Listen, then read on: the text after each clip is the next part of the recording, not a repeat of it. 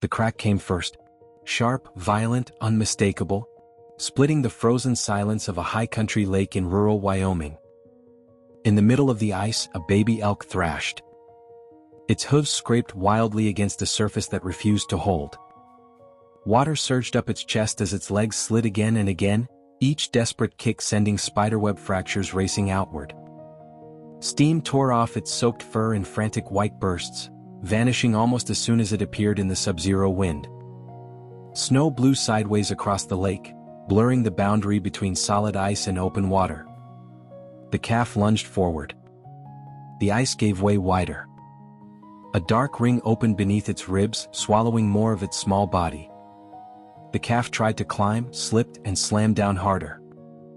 Its head dipped low, chin skimming black water before jerking back up. The effort cost it strength. You could see it. Every movement slower than the last, every breath more ragged.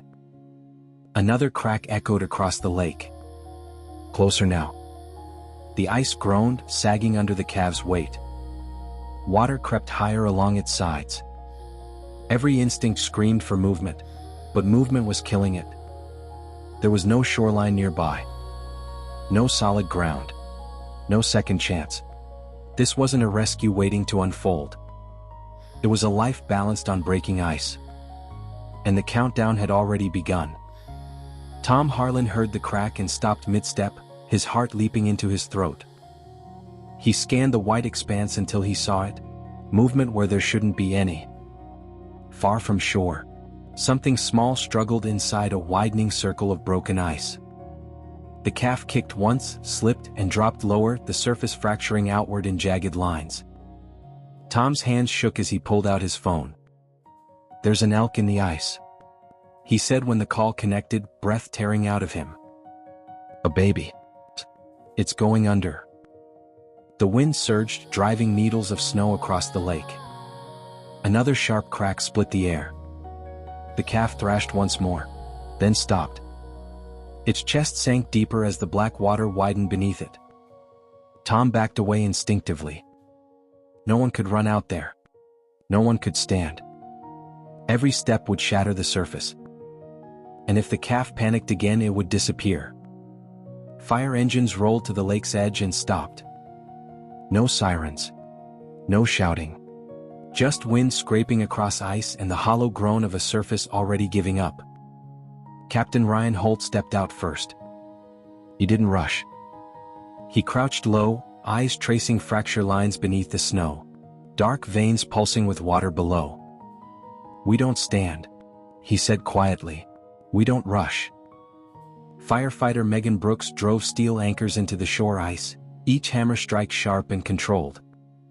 Rope fed through her gloved hands inch by inch until it went taut, humming with tension.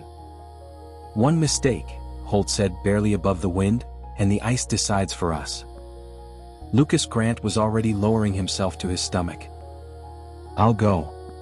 No hesitation. Just motion. He eased onto the ice, chest pressed flat, arms spread wide. Cold bit straight through him, down to the bone. The surface answered with a long, aching groan. Lucas froze. He waited. The ice held. Barely. Behind him, Megan locked the rope. Ahead, the calf sagged lower, steam puffing weakly from its nostrils. Its legs kicked once, sluggish, then stilled. Lucas pushed forward an inch. The ice answered with a sharp crack. He stopped again, flat and still. Breath fogged the air. Another inch. The distance closed painfully slowly. The rescue sled slid ahead of him, skimming, catching and settling. Lucas shifted his weight by a fraction. Pop. The ice dipped hard beneath his chest, stealing the air from his lungs. Every movement stopped. On shore, no one breathed. Lucas didn't pull back. He didn't push forward. He stayed. Stillness stretched thin. The calf's head dipped, then lifted weakly. Its breathing stuttered, fast then slow then fast again. Something changed. The thrashing stopped. For the first time since the cracking began, the ice went quiet. Lucas slid the sled forward, slow enough to feel every vibration beneath him. He reached the edge of the broken ring. The calf barely reacted. Its chin dipped into the water, then rose. Again. Steam drifted thin and uneven. Lucas waited. He let the panic burn off, just enough. When the calf's legs trembled instead of kicking, he slid the rope loop forward, easing it beneath the calf's chest. The rope vanished into black water. On shore, Megan fed slack with surgical precision. Her hands burned from the cold, fingers stiff, grip locking and unlocking. "Not yet," Holt murmured. The calf jerked suddenly. Water splashed over the ice. A sharp crack raced outward, splitting a fresh seam inches from Lucas's arm. His chest tightened, but he didn't move. "Easy," he whispered. "Stay." The calf sagged again, spent. Its legs trembled once, then slid free as the loop settled into place. "Now," Lucas said. Megan pulled just enough to snug the rope. The tension changed instantly. The calf lifted slightly out of the water. Then the ice cracked again, louder. "Pull," Holt said. Firefighters leaned back together, boots digging into snow. The rope burned through the gloves. Megan's hands shook as she held.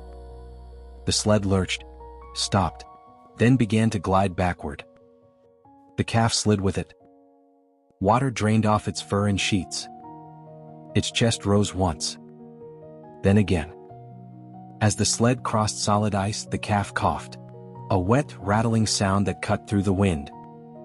A leg twitched. Then another. No one spoke. Lucas stayed flat until the sled cleared the fracture line. Only then did he crawl backward, inch by inch, never lifting his chest until his boots hit solid ground. He rose on shaking legs and dropped to his knees, breath tearing out of him. The lake went still. The calf lay on the sled, alive but emptied. Firefighters wrapped thermal blankets around its soaked body. Hands rubbed its legs, firm and steady, forcing warmth back into muscles that had nearly given up. Steam curled upward as heat returned. The calf lifted its head. Movement, just beyond the trees. At first, only a shape between falling snow and shadow. Then it stepped forward. The mother elk. She didn't rush. She didn't call. She stood at the edge of the timber, still as stone, watching. Her chest rose slowly and deeply, nothing frantic in her now. The firefighters stepped back without being told. Space opened instinctively. The mother took one careful step, then stopped. She lowered her head, not to the calf yet, but toward the humans. A slow bow, deliberate. The snow clung to her muzzle as she held it there. No one spoke. It wasn't fear, it wasn't surrender. It was an acknowledgement. Then she moved again, reaching the sled. She pressed her nose to the calf's cheek. The calf answered with a weak nudge, pushing himself upright. The mother shifted beside him, steadying his legs with her body. When he found his balance, she stood over him, shielding him from the wind. Then she turned. The calf followed. Unsteady at first, then stronger, until the two disappeared into the trees, swallowed by snow and silence. The lake returned to stillness. From the far shore, Tom Harlan lowered his phone with shaking hands. He hadn't stopped recording. Not when the ice cracked. Not when the calf went still. Not when the sled began to move. That night he uploaded the footage. No captions, no commentary. Just the truth. By morning it was everywhere. Millions watched the ice break. The crawl. The silence. The pull. The bow of a wild mother's head. People held their breath in living rooms, on buses and offices. Some cried without knowing why. At the station the firefighters watched too. No cheering. No replaying the hardest parts. They stood quietly as the video ended.